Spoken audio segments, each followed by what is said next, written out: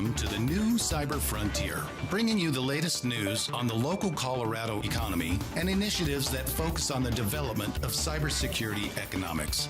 You don't have to be a computer or cybersecurity expert to get plugged in. Your host, Chris Gorog, brings it straightforward, asks the tough questions, and brings the cyber world to a level of understanding for everyone. Chris is personable and opens up with our guests on the issues we all would like to see addressed. You can find us on the web at www.newcyberfrontier.com. Now join our host as he introduces the topic for today's New Cyber Frontier. Hello, this is Abe Thompson with New Cyber Frontier, podcasting from the SecureSet Academy campus here in Colorado Springs. Today it is my distinct pleasure to welcome Travis Barlow to our show. He's the Vice President of Global Advanced Security Services at GoSecure and has a multitude of other interests. One that kind of catches my attention is that he's an addicted hunter, a security hunter, and that is definitely a growing area. Look forward to chatting with you, and welcome to the show, Travis. Thank you very much. Happy to be here. Awesome. So tell us, Travis, you're coming to us from the East Coast. Where are you at this exact moment? Beautiful Halifax, Nova Scotia, sitting on my boat out in the harbor. My other office. Must be hard work, huh? Sitting on the boat. But Halifax, Nova Scotia. So we were just talking briefly before the show about some amazing things that are actually happening up there in Nova Scotia, and you're getting to see some of this? Well, certainly, it's really heating up here, and I don't just mean the summer temperatures, obviously. However, I've been here for approximately 21 years now in Halifax, Nova Scotia, and I can tell you that initially, especially on the cybersecurity front, there was not much here. I was one of the first, I believe, CISSPs in the region. I was number 3, I think, in the Atlantic region. Wow. And there was no startup community. There was no community at all. And, we started, approximately 8 years ago, we started the Atlantic Security Conference. We founded that AtlSecCon. And this year we had about 702 attendees from around the world. And in conjunction with that, we've actually had some folks move that spoke at the conference over the years. One gentleman relocated here recently from Argentina to start a security company here. BYOS, a new startup here for consumer security, which is really exciting. We've seen multiple other security companies locate resources here, research centers and so forth, and dev shops, nearshoring, if you will. And further to that point, we've seen many new startups that are coming to the market here and starting here. Of course, that's assisted by provincial government-backed initiatives for investment. They just announced a new $16.5 million investment fund, I believe, for startups. And furthermore, they've also there's local incubators such as Nova Corp and Volta Labs. So there's quite a bit of traction here right now, and like anywhere else, if you are doing anything around cybersecurity, it's a pretty exciting spot to be. Sure enough. And you kind of mentioned, is it in Canada? Is it your Ministry of Defense that kind of would be equivalent to our DoD? So it would be the Department of Defense here. Okay. And, so same. Mm-hmm. They've actually gotten more and more involved in the cybersecurity arena, if you will. They actually have different initiatives you can become involved in, and for instance, they'll commit to buying $1 million worth, or $1 million or to $10 million, I believe, worth of whatever your solution is to be your first trial, if you will, your first client. So it's they're really getting on the bandwagon for security and anything innovative here. Excellent. I had a lot of great opportunity to work with your folks on the Pacific side at Esquimalt there at your naval headquarters there in our discipline years and years ago. Wasn't much going on in those days, but we've definitely expanded. So Travis, how did you arrive at cybersecurity? What piqued your interest? What pulled you in? In the security? Yeah. I was always interested. That's the thing. Cybersecurity was always interesting, but I remember when I first looked into it, if you will. At the time, there was really only one security manual or textbook out there, and that was the Unix Administrator's Guide to Security, the Bible of Security, or what have you. And I think that's still in print, actually. I don't know what version, but that was really all that was available. There wasn't much on the internet, and being based in Halifax, Halifax, Nova Scotia, there wasn't exactly a vivid or vibrant community Sure. to learn from others and to network with. So, I mean, it was a bit of a hard slog from the beginning, but I got in at the right time.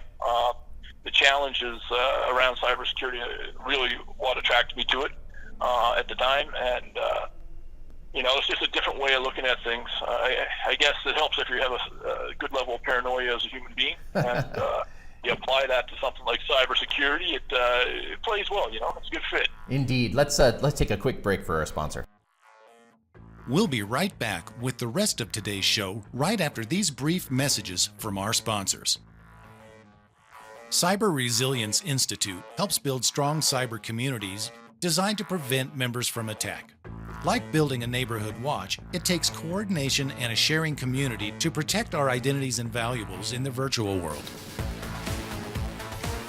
Typically, we hear that organizations know they need to do something to protect their cyber assets, but don't know where to begin.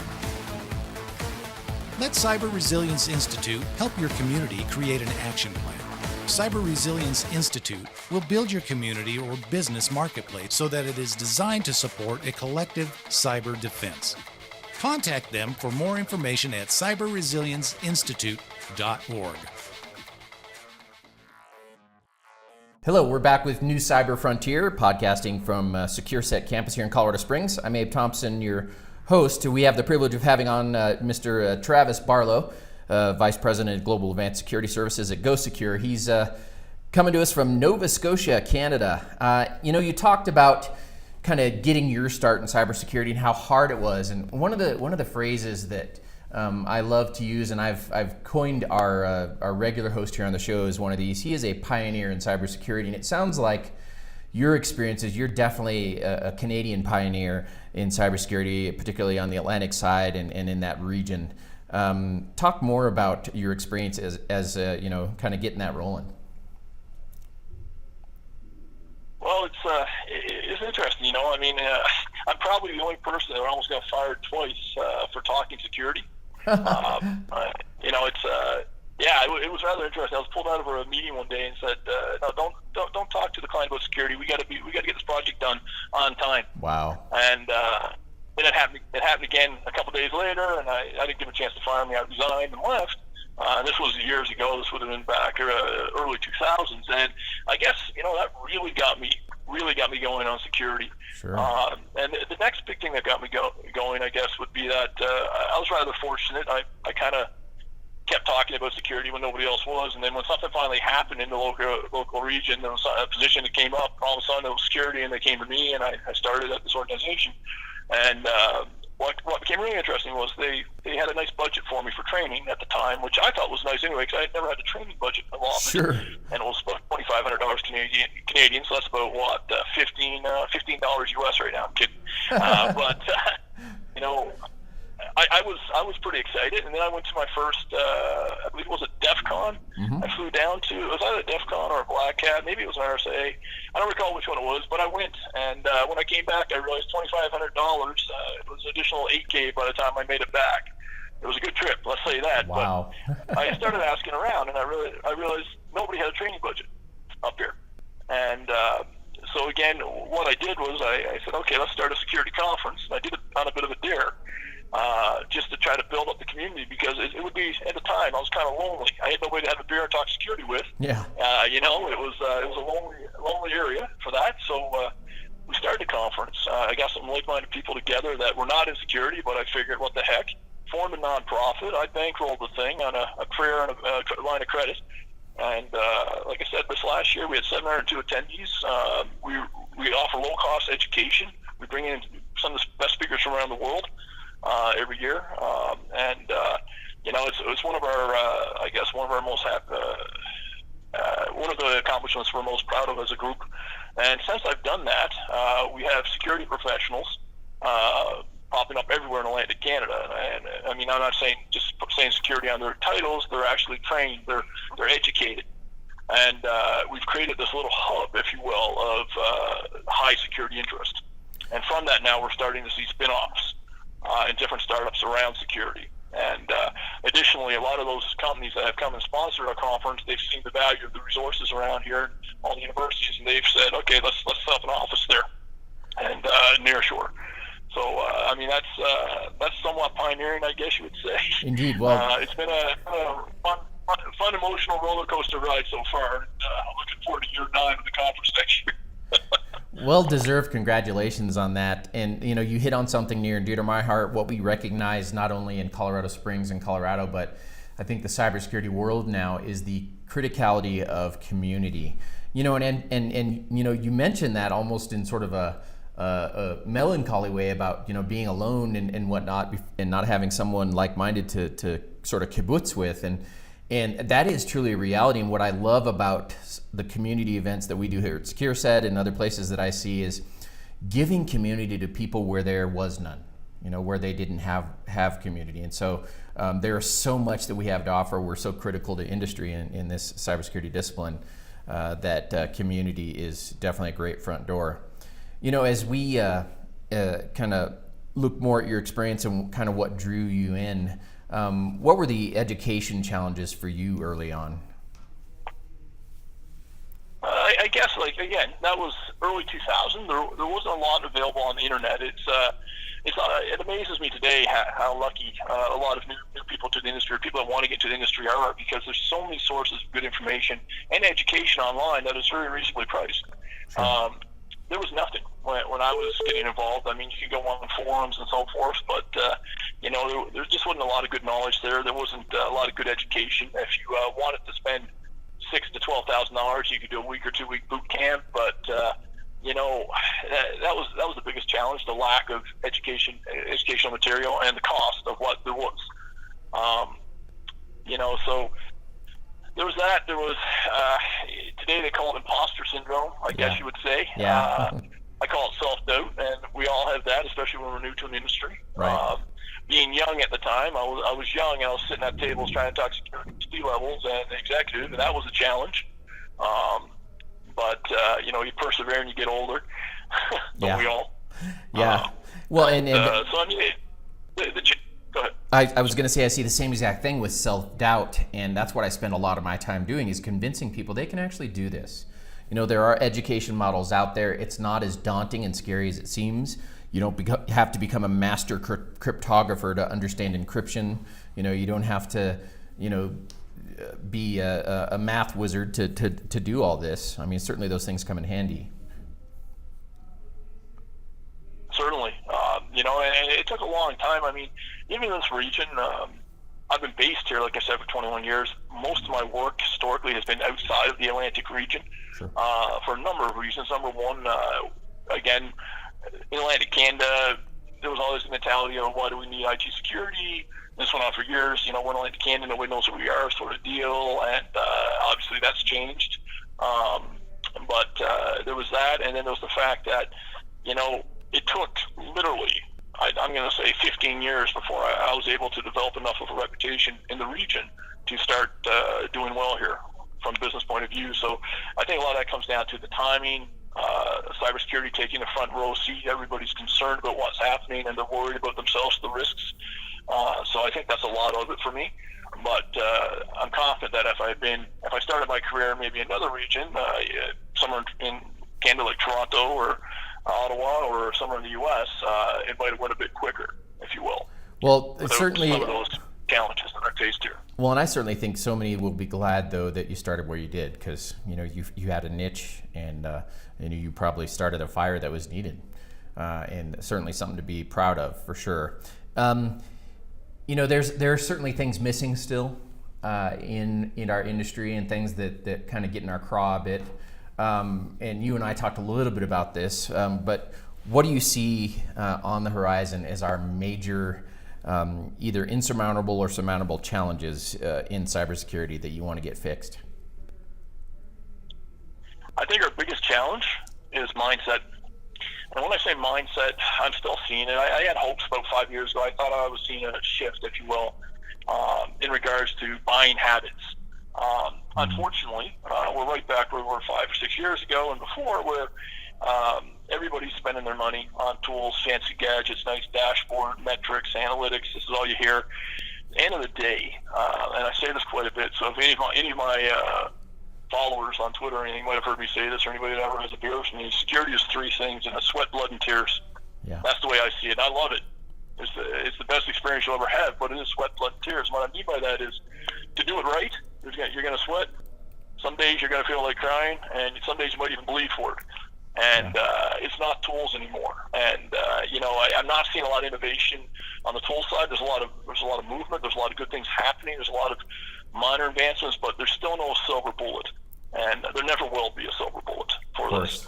And I fear that a lot of people that are making purchase decisions are swayed by analysis and so forth. And there's a lot of great analysis of products out there. Don't get me wrong. However, a lot of times when it comes down to marketing and so forth, people forget that if I have the product, it's great, but who's driving that product? Right. It's like having a motor without gasoline, if you will. Sure. And who's going to support that product tomorrow? What's the support chain going to be? Is it going to be around? Who's going to support that? And are they just going to support that product? For instance, if you're building a threat hunting team, threat hunting is not about one product. Threat hunting is about having a wide, deep understanding of multiple tool sets and applying the correct tool set to the time and the problem. And I imagine you'd probably. And that's what threat hunting is. And I'd imagine you'd probably want to say the correct principles, undergirding all that, as opposed to, like you said, vendor-specific tools and whatnot. Let's take a quick break for our sponsor, and then we'll be right back. We'll be right back with the rest of today's show right after these brief messages from our sponsors. Cyber Resilience Institute helps build strong cyber communities designed to prevent members from attack. Like building a neighborhood watch, it takes coordination and a sharing community to protect our identities and valuables in the virtual world. Typically, we hear that organizations know they need to do something to protect their cyber assets, but don't know where to begin. Let Cyber Resilience Institute help your community create an action plan. Cyber Resilience Institute will build your community or business marketplace so that it is designed to support a collective cyber defense. Contact them for more information at cyberresilienceinstitute.org. All right, we're back with the new Cyber Frontier. My name is Abe Thompson. I'm your host here from the SecureSet Academy campus here in Colorado Springs. We have as our guest Mr. Travis Barlow, who's got a passion for a number of things. You were just sharing with us, your passion to see some things restored. One of those is innovation, and you're hoping that people move away from this reliance on a specific tool set and really and recognize that there's no panacea, that we're always going to need to innovate. Tell us more about your heart there. So, it's not just about innovation. It's about process, procedures, and people. So it's the three Ps, if you will, the way I see it. And you can add in a fourth, you can add in the passion. It's been an interesting experience over the last 4 years for me as I developed and evolved and built a threat hunting team. And, I don't know if I'd be able to sit there all day and do what a lot of my people do. They have a passion for figuring things out. And in cybersecurity, that's one thing you must have all the time. That deep hunger, that unrelenting need to know. And I can tell you, the people that are like that, they're the people that make the best threat hunters out there. Great. Time and time again. I hear the word passion thrown around a lot in our industry in particular, and it's so weird. You hear this cyber geek, like myself, will stand up there and say, "Hey, I have a passion," right? But then the first question that comes to mind, and you seem to fit on this a bit, is, well, what does that look like in flesh and blood? And you've kind of depicted some of the things that your people do. What does that look like? What does real passion look like in flesh and blood for Travis Barlow? Real passion, what it looks like in flesh and blood. It's funny because I've had clients come in and they spend days with my team, and then afterwards I take them out for a bite to eat or what have you, and they always say the same thing. Hey, it's not what I expected. And my response to that is, what you mean? And they said, well, your team is not what I expected. I said, well, how so? And they said, well, don't get us wrong. They're great at what they do. However, we kind of expected them to be different. I said, so you're saying you expect them to be 40-year-old guys like me with a pot belly because I'm sitting in front of the computer too much? And they said, yeah, kind of. That's what we thought. you got to be a bunch of guys like you, your age. I said, well, guys my age, they're not always quick enough to do all this continuously. And so, I mean, what does it look like? Typically, for threat hunting, I think it's a younger sort.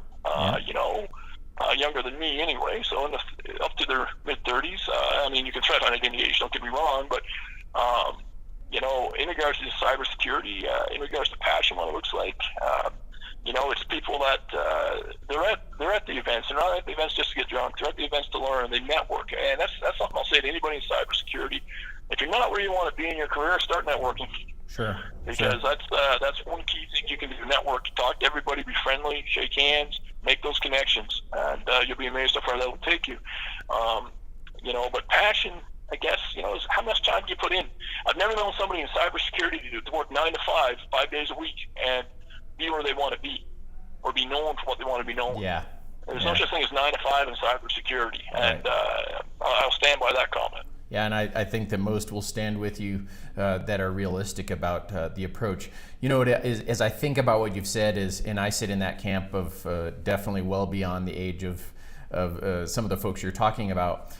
One thing that I do reflect on is that in our younger years, passion is there, and we're nose to the grindstone, and it's not really grindstone; it's nose to our passion. We're doing what we love intensively. But as we get to kind of where you and I are, that passion then has the opportunity to give way to wisdom.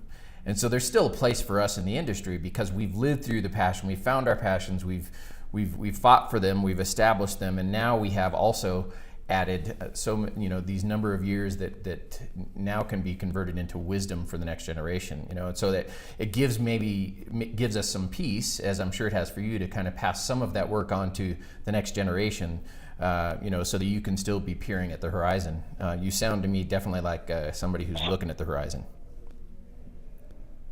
I'm in total agreement, and for me, it's I spend a lot of time mentoring people and trying to help people out, put them in the right direction. Sure. I'd say at any given time, I'm probably mentoring about 10 to 12 people. And it's very time consuming, but I rotate through them so quickly. They come out of school, they ask to work with me, and we just go and they get jobs. And lately I find I've been getting a lot of requests to help people that are, probably 10 years into their career in IT security, cybersecurity, and they're trying to figure out where they want to go to within the field, and what makes sense and how to get there. So I've been spending quite a bit of my efforts around that as well lately. And, it's great to be able to help somebody. I think there's a saying about being in the service of others. Yeah. And I don't know the exact saying, but I like helping people, and that comes back to that community, right? Absolutely. Helping everybody you can, and I think sometimes in cybersecurity we get kind of full of ourselves some days, potentially, and we forget that, and we got to be cautious of that at all times. With success comes great responsibility. There are these budding minds that have this aching desire to learn. And if we don't pause a bit to pour into them and inspire them to look up from the minutia, we're being selfish. Honestly, we're not sharing the Indeed. Yes. Indeed. So another thing that you and I kind of talked about, you have a great concern for how a lot of the conferences are going. The big ones like the RSA, et cetera, et cetera. What's missing? What can they do to improve? I mean, if they're listening, what inspiration can you give some of the conferences that you feel may run the risk of just being old hat as opposed to black hat or whatever else? Well, certainly. I mean, the longer anything's around, it's viewed differently, obviously. As somebody that founded a conference and runs a conference with a great group of guys at my side to help take care of things, I can tell you it's a double-edged sword. And the double-edged sword, or the sword if you want, is on one side you need sponsors to help finance it, to keep your price low for your attendees. On the other side, you don't want it to be the whole conference to be commercialized like a sales pitch. Yeah. And it's a constant, let's say teeter-totter that you're up against. It's very hard to balance that out. And I don't know. Some of these events get so big, and I think that's the key. The bigger an event gets, the more challenging it is to find that healthy balance, or the perception of a healthy balance, if you will, between the commercialized side of it and the education and, I guess, root of cybersecurity. Sure. So my advice advice. I don't have a plan. I don't have a silver bullet for that one either. Sure. I listen to your attendees. Take that feedback to heart. That's what we do. Anytime we're pretty well open with our conference. Anybody has an idea for the following year, we put it in play. If it makes sense, we put it in play. And you know what? It's funny because just finished our 8th year. Every year we find we probably tweak anywhere from 10 to 12 things that people recommend it. And then every year there's still 10 or 12 things that come up that, we could have done that better. We could have made this a tiny bit more adaptable or what have you. And it's a constant evolution. I think a lot of conferences, when they get to a certain size, they forget they need to continue to evolve, even if it's small bits of evolution, if you will. Sure. Right? So I guess that's my only advice. Listen to what people are saying and take the good points. Don't focus on any negative feedback necessarily. If it's really negative, just move on and do your best. Evolve. Continue to evolve. Well, it sounds like you're calling individuals in our industry as well to do the same. I love your quote on Twitter where you say, threat hunting is a mindset, not a tool. And so from an individual professional perspective, how do we get there? How do we move out of this tool addiction into the mindset of innovation and what's next and staying relevant? Well, I guess that comes down to raising the awareness level. And it's come so far in such a short time when we look at it. I've seen massive improvements in, knowledge and awareness of cybersecurity risks, especially at the practitioner level. Sure. Whether you're a security practitioner or even if you're a system administrator, there's definitely more knowledge and more awareness. People are cognizant that these things are happening. At the executive level, at the board level, while I believe they're cognizant of the risk, again, they're not educated at a high enough level in regards to the options for cybersecurity. They're not aware of this. And when they do sit down to learn about this, they're sitting down with maybe not the best people that have a different interest in the whole equation. Somebody that wants to sell them something. And, I guess we can always use the term we're all in sales at some point, and we are to an extent, but I think it's important. I'd like to see a gap bridge between the practitioners out there and, of course, the decision makers in a when I say decision makers, people making the decisions at the top in regards to what risks they're going to accept, what they're not going to accept, in a non-sales form, if you will. Okay. And you see a lot of these executive events and so forth, but it's all for sales. So, to do this, I don't know what the business model would look like, but I think there's room for something like that out there right now, and I think that's one thing that's missing. Well, and not everything can be sold, and yet there are still, obviously, we got to make a living, et cetera, and so there are other ways to kind of move forward without just always being in that make a buck mentality. A question I have for you may be related to that in terms of Canada. Just think about your citizens across all the provinces. Do they, in cybersecurity, those that understand it anyway, do they see it as a defense of the Canadian way of life industry, or is it still segmented in terms of their view? I believe it's still segmented. It's definitely segmented. Sure. For sure. Because what I see is across the board we want to protect the principles of freedom and ensure free market and the ability of these things to move forward. And I do believe there are many that understand it's not just about a buck. We're not gonna protect our way of life and our ability to be capitalists and our ability to have funds that we can help others and be charitable. We're not going to be able to do that if we've left open holes and we're not defending that uniformly as an industry. I'm in total agreement with you on that. Yeah. I don't know if Canada we're there yet as a whole. Sure. I think there's a lot of people that think like that. However, I think it's still fragmented. Sure. Yeah. Or segmented, if you will. Yeah, fragmented, segmented. Probably maybe similar connotations. So what has been probably the biggest draw from some of your conferences that you had? What was probably one of the most profound topics? Well, of course, they follow the waves of the threat landscape, if you will. Good. And whatever's hot at the time, of course. But right now, we're seeing a big interest in secure self-identity, and having something provided by different governments, and that seems to be a big pull for a lot of our attendees in the last year or two. A lot of people are asking about it. Of course, the latest threats are always popular. We're seeing a big movement towards more experience with pen tests and so forth.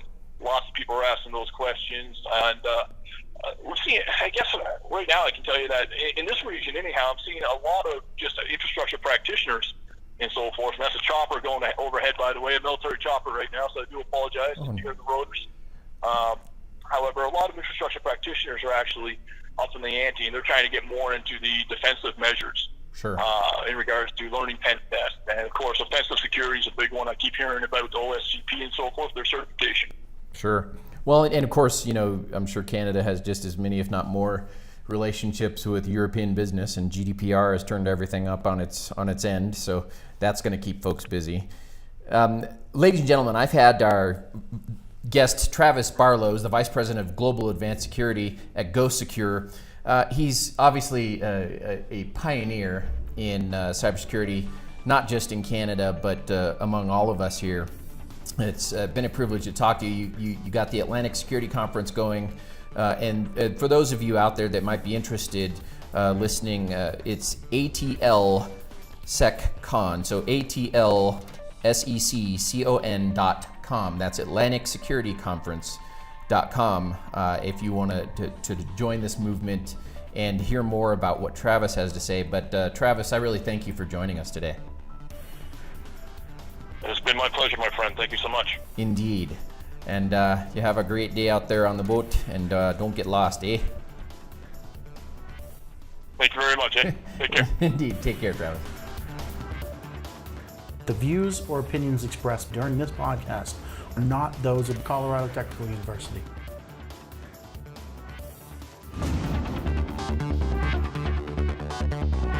We hope you have enjoyed this episode of New Cyber Frontier. Remember to get involved. Often we think that someone else will handle privacy and security in the virtual world, but you are the only one truly in command of your virtual fate. Join our mailing list so we can keep you informed of breaking news and new releases. If you have an idea, if you have a question that you would like to hear answered, or if you want to get involved with our efforts, reach out to us at newcyberfrontier.com. We also encourage you to visit our sponsors' links, as they are the ones that really make this show possible. I want to thank each of you for supporting the show, and we look forward to seeing you back for the next episode of New Cyber Frontier.